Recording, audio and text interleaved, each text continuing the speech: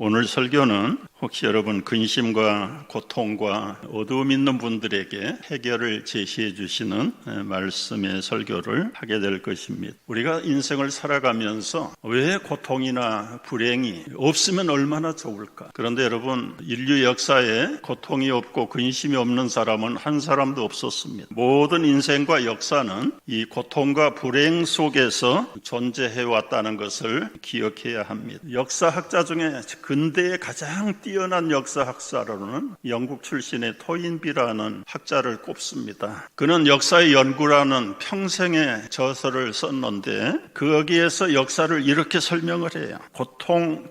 인류가 고통을 당하는 이유, 아주 간단한 예화를 들었어. 영국 사람은 청어, 헤링이라는 피쉬를 좋아한다. 근데 그 고기는 깨끗하고 맛이 있어서 좋은데 저 북극 해에 가서 잡아야 된다는. 그래서 먼 거리에서 청어를 잡아가지고 배에다가 영국까지 런던까지 싣고 오면 다 죽어버린다. 그래서 신선한 청어를 맛보지 못하는 게 늘 영국 국민들의 아쉬움인데 어느 순간 런던 수산시장에 아주 살아있는 청어가 넘쳐나기를 시작을 했다. 청어를 죽이지 않고 살리는 것은 무슨 이유였을까? 청어를 싣고 오는 물통 안에 물메기 몇 마리를 넣는, 그러면 청어를 잡아먹는 물메기가 몇 마리를 잡아먹으려고 이리저리 발광을 하는데 그 수족관에 있는 청어들은 죽을 힘을 다해서 잡히지 않으려고 이리 뛰고 저리 뛰고 그러다가 보면 런던까지 살아서 펄펄하게 건강하게 도착을 한다는 겁니다. 물론 몇 마리는 희생물로 잡혀 먹는 청어도 있겠지만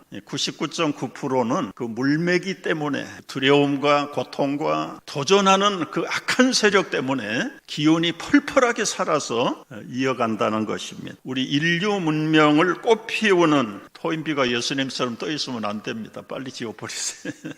이 토인비는 인류 문명을 연구하고 저수라는 저서에서 인류의 고통과 어려움이 인류 역사를 이어왔다라고 강력하게 주장하는 사람입니다. 우리 성도들이 자주 듣고 꼭 기억해야 될 두 단어들이 있는데요. 도전과 응징이라는 말, 챌린지와 리스판스. 여러 가지 많은 도전들이 개인적으로, 국가적으로, 인리적으로, 환경적으로, 심적으로, 물리적으로, 때로는 정치적으로 수많은 도전들이 있지만 그 도전을 어떻게 리스판스 하느냐, 어떻게 도전하고 응전하고 해결할 것인가. 근데 거기에서 살아있는 사람들이 이제 소위 말하는 창조적 소수와 그리고 지배적 소수로 나뉘어진다. 큰 걱정, 근심, 불안, 환경에 위협이 있을지라도 거기에 지배를 당하는 사람은 패배자로 끝나는 것이고, 창조적인 소수가 나와서 그 모든 환경을 극복하고 이길 때에 새로운 역사를 써간다는 것입니다. 고대 문명의 4대 발상지를 보면 여러분 모두 다 그 험난한 강을 중심으로 겐지스 강이나 티그리스 강이나 항아 강이나, 여러분 이 강이 요즘은 개발을 해서 다 유익하게 쓰입니다만은 이 강이 한 번씩 범람하기 시작하면 수백 명, 수천 명, 수만 명씩을 쓸어가 버려요. 여러분 한 20년 전에도 인도네시아에 쓰나미가 닥쳐가지고 30만 명을 쓸어가. 그러면 사람들이 바닷가에 살지 말아야 되는데 그래도 여전히 세계의 모든 나라의 도시들은 다 항구의 바닷가에, 물가에 있고 강가에 있습니다. 언제 황급하게 쓸어갈 그 위험의 도전인 강과 바다가 많은 사람들에게는 억울함과 희생을 강요하지만 그러나 끝까지 그 도전 앞에 바로 지혜롭게 응징하는 창조적인 소수를 통해서 고대 문명의 발상을 일으켰고 현대 문명, 현대 도시도 존속해 나가고 있는 것입니다. 여러분, 에덴을 중심으로 인류가 발달해서 보통 인류학자들이 아프리카에서부터 민족다운 민족들이 모이기를 시작을 했는데 초창기의 아프리카는 그야말로 파라다이스, 싱그러움과 넉넉함과 풍요함과 생명이 약동을 하는 곳에서 온갖 짐승들이 다 함께 살. 그러니까 초창기의 인류들은 그 짐승들을 사냥해서 수렵해서 사는 수렵민족들이에요. 조금만 나가서 한 마리 잡아오면 며칠씩 두고도 먹고도 남. 그렇게 대를 이어 살아오는데 시대가 지나가면서 기후의 변화가 생기면서 건조한 땅으로 바뀌면서 비가 오지 않고 하나하나 생물들이 말라 죽고 비옥한 땅 땅이 황폐한 땅으로 변해가는데 이게 자연의 도전입니다. 변합니다. 그 자연의 변화 속에 어떻게 응징하느냐에 따라서 조용히 사라지는 민족들이 있는가 하면 목축업으로 바꾸는 사람, 영농업으로 바꾸는 사람들은 대를 이어. 그러나 그 기간도 한정없이 길어지는 것이 아니라 계속 메말라가니까 그 민족들이 비가 오는 쪽으로 찾아서 북쪽으로 유럽으로 올라가다가 결국은 유럽 민족들의 조상이 되고, 특별히 이 토인비는 그의 저서에서 발전하는 민족, 향상하는 사람들은 열악한 환경 속에 있는 사람들이지 편안한 곳에 있는 사람들은 스스로가 자멸하고 다 사라진다는 거예요. 한국인들이 토인비를 좋아하는 것 가운데 하나가 이 한반도를 벌써 한 70년 전에 내다보고 대륙의 문명과 해양 문명의 출입구가 될 곳이 바로 이 한반. 그래서 그거를 모든 인류들이 일찌감치 깨달아가지고 그 한반도를 차지하기 위해서 중국, 러시아, 일본, 심지어 미국까지 들락거리. 엄청난 크고 작은 시련과 전쟁과 외세의 도전 앞에서도 어떻게 응징했는가. 우리 조상들은 뭐 지혜롭게라기보다는 특별히 창조적인 소수들을 보내서 하나님께서 창조적인 소수를 일으켜서, 우리끼리니까 하는 얘기지만 기독교라는 말을 쓰지 않겠습니다. 이 창조적인 소수들이 꺼져가는 등불의 시대 앞에 국제적으로, 국내적으로, 외세적으로, 정치적으로, 경제적으로 최악의 바닥으로 무너질 때까지 무너졌을 창조적인 소수들을 통해서 등불을 밝히고, 등불이 촛불이 되고, 촛불이 횃불이 되고, 횃불이 결국은 어두움의 나라를 밝은 태양의 나라로 바꾸가. 예수를 믿지 않는 토인비가 벌써 70년 전에 한국을 극찬합니다. 여러분, 세상 역사는 반복의 역사라고 해요. 옛날에 있던 게 지금도 있고, 지금 있는 것도 앞으로도 있고. 그러니까 이거는 시작이 언제였는지, 언제 끝나는지 그 역사가 아니라 이런 역사를 이 서큘레이션 컬처 포인트라고, 계속해서 반복되는 역사다. 봄, 여름, 가을, 겨울이 있는가 하면 사람이 태어나면 성장하고, 그리고는 한 세대를 누리다가 또 가면 다음 세대가 오고. 성경은 이렇게 말하지 않아요. 우리는 성경의 역사가는 한 세 가지 특징을 가지고 있는데, 이 인류 역사의 주인을 인간으로 보고 문명으로 보는데 역사학자들은 성경은 오로지 인간 역사의 주권자는 하나님이시다. 여러분 믿으시면 하면 하세요. 비록 타락한 피조물들이지만은 구원 역사의 창조적인 소수들을 통해서 하나님의 디자인, 하나님의 플래닝, 하나님의 비전, 하나님의 오메가 포인트를 향해서 창조적인 소수들을 통해서 하나님의 뜻을 펼쳐간다. 이게 인류 역사의 주관자가 하나님이라는 성경 역사의 키포인트입니다. 두 번째, 하나님의 역사가는 출발이 있고 분명히 종말이 있다. 창조하셨고 타락했지만 다시 예수 그리스도를 보내서 구원하시고, 믿는 자들, 믿지 않는 자들을 심판하심으로 종말을 고하고, 그리고 새하늘과 새 땅의 역사를 이어가는 것이 바로 성경의 역사관. 세속 역사는 돌고 도는 거예요. 사람으로 태어났다가 짐승으로 태어났다가 봄이 있고 또 겨울이 오고 또 봄이 오고. 아니, 성경의 역사는 화살이 날아가는 것처럼 출발로, 창조로부터 시작해서 오메가 포인트를 향해서 알파와 오메가의 역사가 하나님의 역사고, 우리 인류의 종말이 오는 역사. 그런데 더 놀라운 것은 이 우연이 아닌 필연적인 역사. 언제 인류가 어떻게 시작됐는지 몰라요, 세속의 학자들은. 그러나 성경은 분명하게 하나님께서 시작하셨고, 하나님께서 창조적인 소수들, 창조적인 소수 가운데 가장 으뜸이 되시는 독생자 예수 그리스도를 통해서, 그의 이름을 믿는 자들과 그분의 뜻을 따르는 자들을 통해서 하나님이 준비하고 예비하신 필연적인 역사를 완성하게 된다. 여러분, 이렇게 창조하시고 통치하시고 심판하시는 하나님이 얼마나 자상하신가. 참새 한두 마리 떨어지는 것도 우연이 아니라 하나님이 다 주권 안에서 이루어지는, 사람의 머리카락까지 세신 바 되신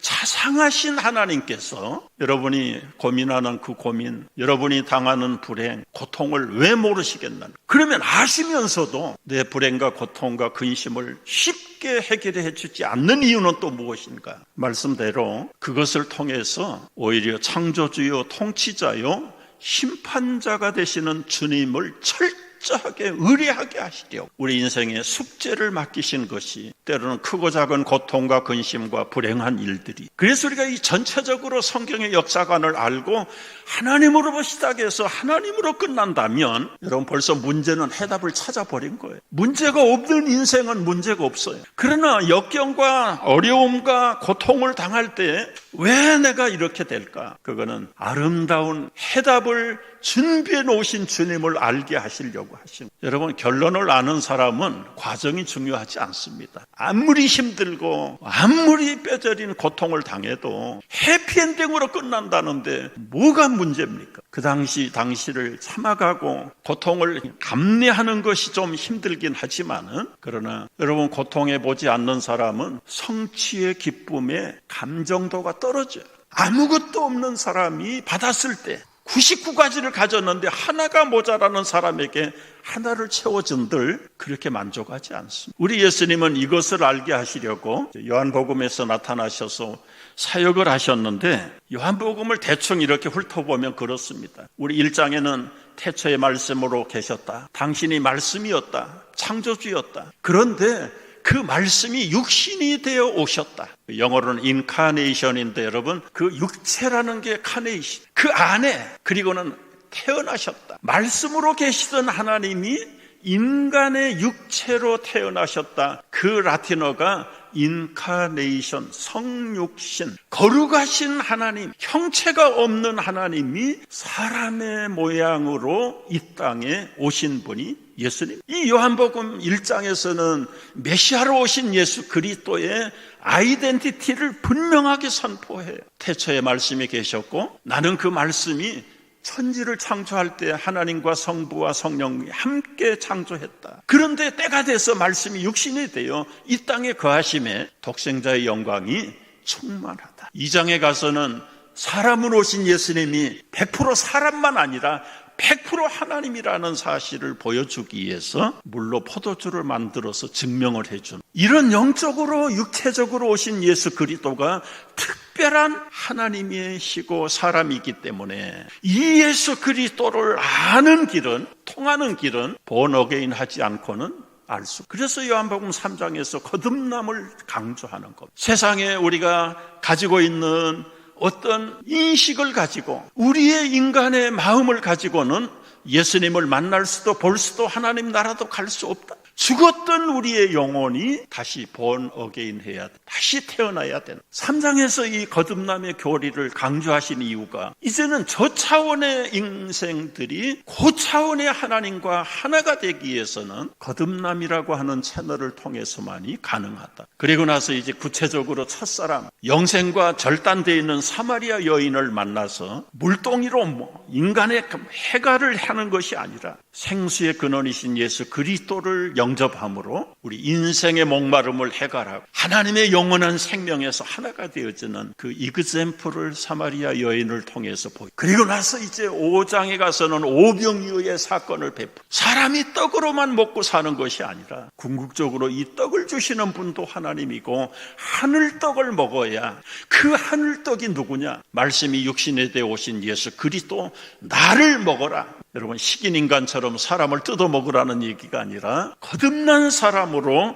영적인 생명으로 오신 예수 그리스도를 믿음으로 먹고 마실 때에 영원한 생명을 유지할 수 있다. 여러분, 순서가 이게 한 줄로 묶여져 있는 것입니다. 그리고는 이제 본격적으로 예루살렘 성에 들어가셔서 구약시대부터 성전에 영원한 하나님이 계시는 줄 알았던 유대인들에게 내가 이 성전의 건물의 주인이다. 이거 헐어버려라. 이거는 쓰잘데없는 샘플에 불과한 것이다. 진짜가 왔다. 신령과 진정으로 나를 경배하는 자가 아버지께로 갈 수 있다. 그때부터 인간 예수는 유대인들에게 핍박의 대상이 됐습니다. 하나님을 모독하는 중재인으로 취급을 당하기 시작을 했고, 하늘의 일을 이야기하는데 인간적인 생각으로 듣기 때문에 예수님은 구세주가 아니라 그들에게는 신성모독 사형죄인으로 밖에는 보이지 않았던 것입니다. 15장에서는 포도나무 비유를 말씀하시면서 내가 이제 떠나면 너희들이 엄청난 핍박을 당할 것이다. 비록 제대로 성장을 못하고 포도나무 여러분 특징이 꼬이고 꼬이는 거죠. 그럼에도 불구하고 참 포도 열매를 맺는 것처럼 성도들이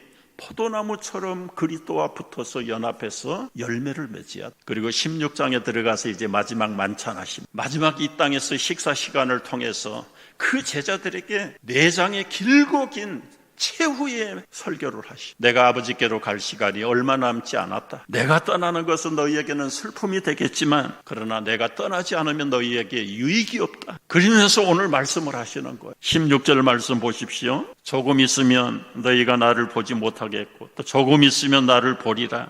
너희가 조금 있으면 나를 보지 못하겠고 또 조금 있으면 나를 보리라 하시며 아버지께로 간다는 말이 무슨 말씀입니까? 제자들은 몰라요. 그때 18절에 예수님 말합니다. 또 조금 있으면 하신 말씀이 무슨 말씀이냐 알지 못하거늘. 19절 보십시오. 예수께서 그 묻고자 함을 아시고 이르시되 내 말이 조금 있으면 나를 보지 못하겠고 또 조금 있으면 나를 보리라 하셨으므로 서로 문의하느냐.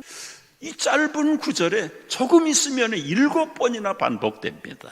여러분, 시간적인 개수적인 시간 차이를 조금 있으면이라는 말로 표현하지만은 원래 이 그리거의 이 조금이라는 말은 미크로에서 마이크로라는 영어 단어가 나오고 지극히 작은 그 작은 보이지 않는 작은 시간만 지나면 인생의 인류의 역사는 완전히 바뀐다는. 잠깐 보이는 시간, 보이지 않는 시간이지만 그 조금 지나면 보이지 못한 것을 보게 될 것이고 생각하지 못했던 엄청난 가공의 일들을 만나게 되는데 조금 있으면 너희가 큰 기쁨을 얻겠다는 말이 이제는 예수 그리스도의 죽으심 후에 조금 있으면 부활을 볼 것을 여기서 넌지시 비유적으로 설명을 하고 있는. 여러분, 우리는 십자가 죽음의 사건도 위대하고 그거 없으면 우리가 구원받을 자가 하나도 없지만 그러나 십자가의 완성은 부활입니다. 죽음으로 예수님이 끝났다면 죽으심의 의미는 별로 엄밀한 의미에서 우리의 부모들은 자식을 위해서 죽을 때까지 희생하고 헌신, 심지어는 동료를 살리기 위해서 자기 몸을 폭탄에다가 산화시킨 상관들도 있어요. 예수님이 십자가에서 인류의 죄를 대신해서 죽으신 것 귀한 일입니다. 죽어버리고 끝났으면 우리 어선들 희생하신 어른들의 죽으심이나 예수님의 죽으심이나 인류의 죽으심 오히려 거리가 더 멀어요. 2000년 전에 예루살렘에서 일어난 사건이 여러분 나에게 무슨 직접적인 혜택이 있습니까? 부활이 없다. 부활하셨기 때문에 만왕의 왕이 되셨고 만주의 주가 되신, 우리를 위해서 희생하신 부모들은 예수님 없이는 부활 못합니다. 지나간 걸로 끝나는 거예요. 부활이 있기 때문에 오래전에 갔던 그리스도인들 그리고 앞으로 그리스도를 믿는 모든 사람들이 이 땅에 잠깐 있는 것이 아니라 영원한 생명으로 변화될 것을 말씀. 여러분, 우리 인생이 어떻게 보면 길고 어떻게 보면 짧은데요, 젊은 사람들이 볼 때는 앞으로 이제 120세 세대가 왔다고 하는데 여러분 20, 30대는 앞으로 120년 사는 세대. 간단하게 얘기하면 지금 그들은 앞으로 100년을 살아야 돼. 지금 현재 백수 시대 와서 7, 80대 어르신들이 지나온 세월을 돌이켜보면 80년이 지나갔습니다. 20년 남지 않았습니다. 길게 느껴집니까? 잠깐입니다. 지나간 건 너무너무 순식간. 이제 조금 있으면 영원한 무궁세계로 갈 건 지나간 100년이 7, 80년이 깁니까?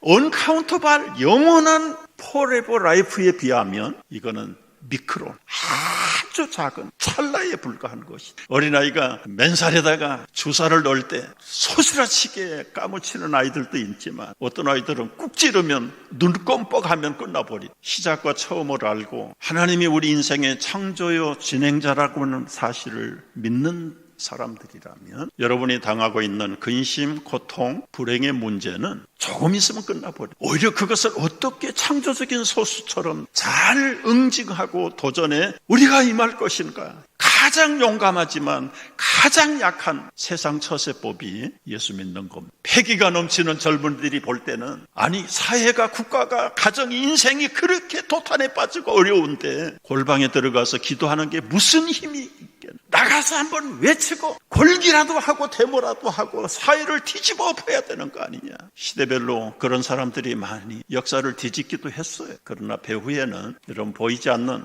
알 수 없는 소수의 창조적인 무리들의 엎드림과 부르짖음과 결국은 하늘 보좌를 움직인 하나님의 통치의 방법이 있었기에 역사가 변해왔다는 사실을 세상의 사람들이 알 수가 있어요. 거듭난 사람들만 아는. 여러분에게 어떤 문제가 있습니까? 어떤 근심과 불안이, 어떤 고통이 있습니까? 그러나 염려하지 마십시오. 참 이제 마지막 하나 말씀드리고 마치려고 하는데요. 22절 말씀을 보십시오. 지금은 너희가 근심하나 내가 다시 너희를 보리니 너희 마음이 기쁠 것이요 너희 기쁨을 빼앗을 자가 없다. 너희 기쁨이 충만할 것이고 20절로 올라가 보면은 너희 근심이 도리어 기쁨이 되리라. 예를 들어서 예수님 설명하세요. 예수님도 저도 얘기를 못 나본 사람인데 이 산모들의 특징을 아세요. 21절 여자가 해산하게 되면 그때에 이르렀으므로 근심하나 아기를 낳으면 세상에 사람 난 기쁨으로 말미암아 그 고통을 다시는 기억하지 않는다. 지금은 너희가 근심하나 내가 다시 너희를 보리니 너희 마음이 기쁠 것이요 너희 기쁨을 빼앗을 자가 없으리라. 여러분 제 아내 흉을 좀 봐야 되겠어요. 첫 아이를 임신해가지고 출산하는데 이제 병원에 갔어요. 출산실에 들어가서 침대에 누워있는데 저는 밖에서 기다리고 있고 아무리 기다려도 소식이 없어요. 그러더니 갑자기 수술실 문이 열리더니 그 출산대에 누워있어야 될 산모가 저를 보러 나온 겁니다. 의사 간호사는 이 산모를 잡으려고 쫓아다니는데 도망을 나왔어요. 나온 이유가 뭐냐면 꼭 죽을 것 같아서 마지막 남편 얼굴이라도 한번 보고 죽자. 그래서 나왔다는. 의사 말도 간호사 말도 듣지 않아서 제가 따둑거려가지고 같이 들어가서 옆에서 손을 잡아주고 출산하는 자리에 제가 옆에서 손을 잡고 있었습니다. 그랬더니 여러분 그때의 극도의 고통과 아픔은 출산 후에는 새까맣게 잊어버렸습니다. 우리 엄마들의 공통점이잖아요. 예수님이 그걸 아시잖아요. 해산한 후에는 근심하지만 아기를 낳으면 그 기쁨으로 말미암아 그 고통을 다시는 기억조차 아니한다. 그래서 우리 예수 믿는 사람들은 어떤 일을 만나도 오히려 불행이 행복이 될 줄로 근심이 만사 형통의 비결이 될 줄로 믿는 사람들입니다. 아멘이신가요? 오히려 문제가 없는 것이 문제. 그럴 때는 이렇게 기도하셔야 돼요. 하나님, 나에게 감당하지 못할 만큼은 하지 마시고 감당할 만한 시험이라도 주셔서 내가 잠들지 않도록, 내가 무디어지지 않도록. 여러분, 크고 작은 고통과 불행이 있는 것은 하나님이 여러분을 잠들지 않기를 위해서 깨어있는 각성제 같은 것이다. 그런데 그 각성제를 먹고 나면 어떻게 됩니까? 조금 있으면 모든 문제가 주님으로부터 아름답게 해피엔딩으로 바꿔주실 것을 확실히 믿으시고 은혜와 그리고 진리 가운데 한 주간도 남은 생에도 당당하게 승리하고 전진하는 우리 모두가 되기를 주의 이름으로 축복합니다.